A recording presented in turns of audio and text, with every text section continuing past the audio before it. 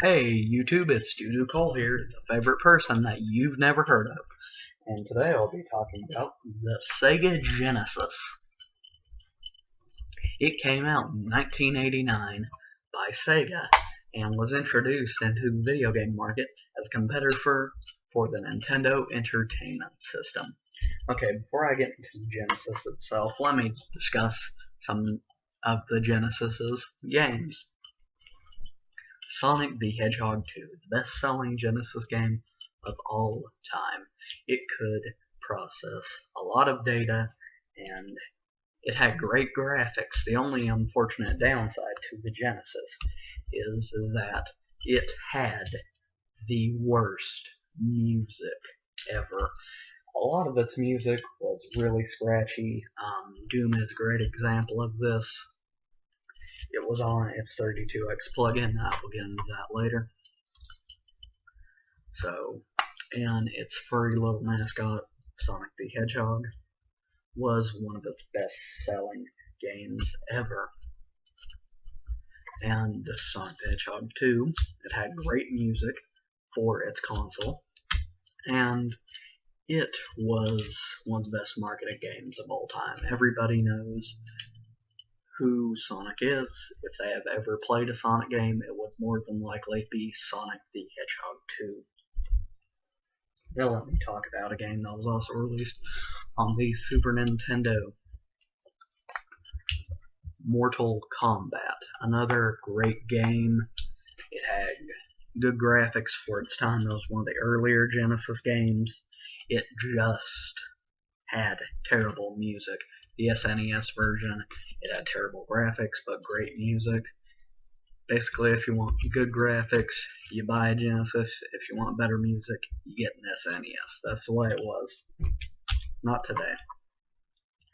This is Sonic the Hedgehog 3. Again, great music. The storyline is a little complicated. To know the full storyline, you have to get Sonic and Knuckles.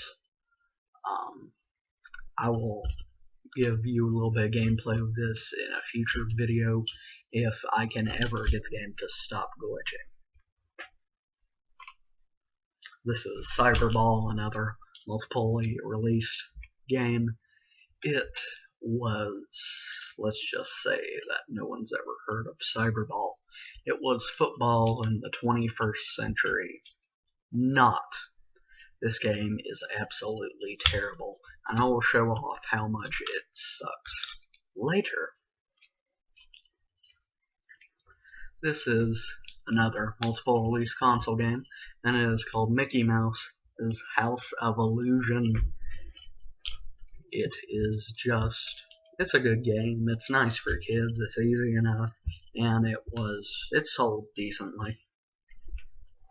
Okay, now that I'm done explaining all the games that I have to just explain the Genesis game capacity, then I will talk about the Genesis. Okay, so the Genesis was good, it just wasn't marketed good. It could have sold a lot more, and Sega would probably still be on the market if it wouldn't have been for the Genesis's screw up. It had two add-ons for it. It had a 32X, which was inserted here, and it had the Sega CD, which this part slid off and it would go into the Genesis. And let's just say that there is a reason why Sega is no longer on the market. I'll get into more of that depth later. Okay, so while they were focusing on trying to make the lifespan live longer, well, give longer lifespan, they heard that Nintendo was releasing a new console. And it was much expected. So they created a CD add-on. They basically said, you know what, we have a disc for our Genesis. We can run this on our Genesis. And we can run 32 bits on our Genesis. Well, they screwed the pooch, because when they heard that PlayStation was releasing their console, they had, where when Sony was releasing the PlayStation, they had trouble getting into the next generation because they had focused so much time on the Genesis. And they had trouble releasing their next console, the Saturn. And they started worrying, and they over-released the Saturn. They released it early, and this made the producers really mad.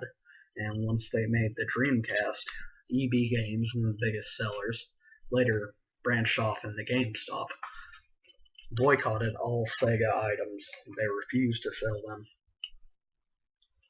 And actually, this console would be dead, and no one would have heard of it if it wasn't for the price drop in all 2 add-ons and the Sega. And really, I would review the add-ons themselves, but I do not have the add-ons. So, sorry. So, anyway, what are your thoughts on the Genesis? What were your favorite games? And what would you do if you were the head of Sega to improve the Genesis? Also, future videos expecting the life of Sega. Okay, this has been Andrew Cole Mays, and aka Doodoo Cole, your favorite person you've never heard of. Goodbye. Hello, and today I'll be going over the cheap government phone ripoff games, Flappy Bird, The Sims 3, Supernatural, and Uno. Now then, let's take a look at Flappy Bird, which is called Tubby Birds. I know it's a little bit bright, but just bear with me here. Got to cut out the light, so somewhat it's loading. So it's this right here. Yes, I want to.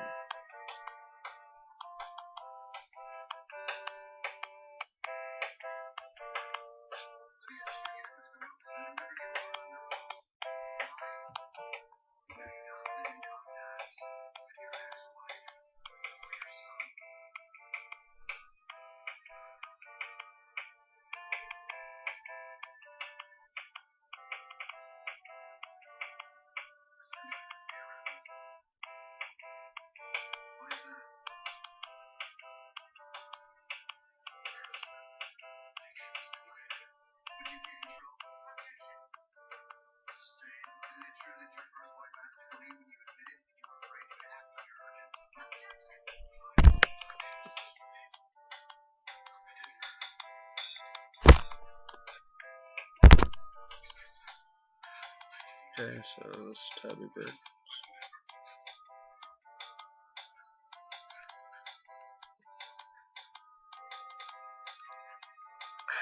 And I died.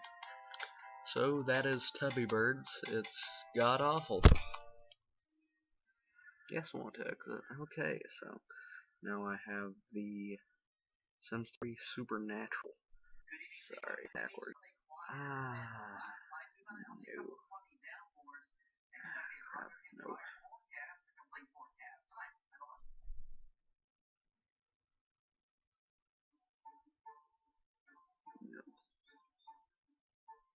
It's loading. Oh god, I asked for sound. Anyway, there's the rip-off music. This is Sims 3 Supernatural, by the way, can't it?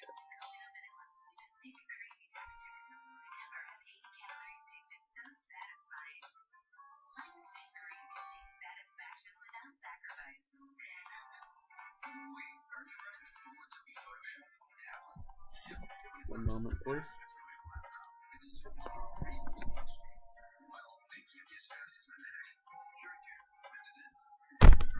Okay, so I got the Sims 3 up here.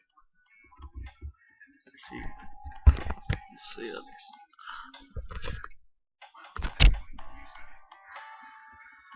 Okay, so that says play game, so I'm gonna hit play game. And go up to Bob here. It's loading. And well, right here. Here is Sims 3 Supernatural. Yep, that's it, in a nutshell. That is The Sims 3 Supernatural. It's crap. Pure, genuine crap. Crap, crap, crap, crap. And a crappy ripoff made by EA for these crappy phones. Let me just view the town map.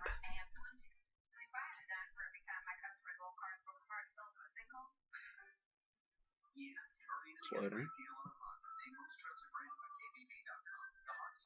This is the town map. This is all that the game is. You can go around and do stuff. That's all it is. It is nothing like any Sims game. If you're a Sims fan and you own a government phone, I would not recommend getting this.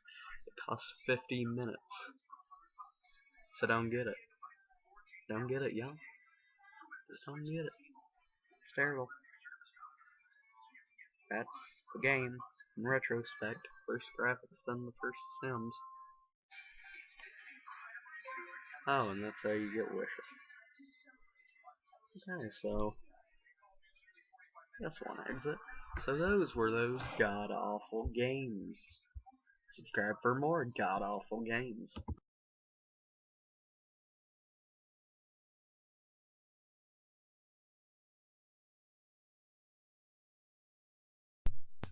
Salutations, YouTube. I have one question for you. What's the hardest part of the vegetable to eat? The wheelchair.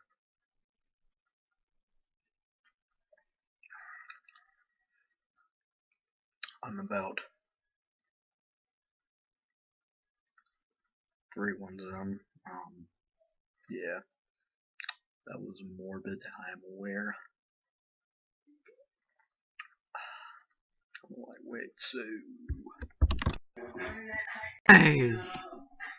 No apparent reason why I'm doing this, but I am. These are my eyes.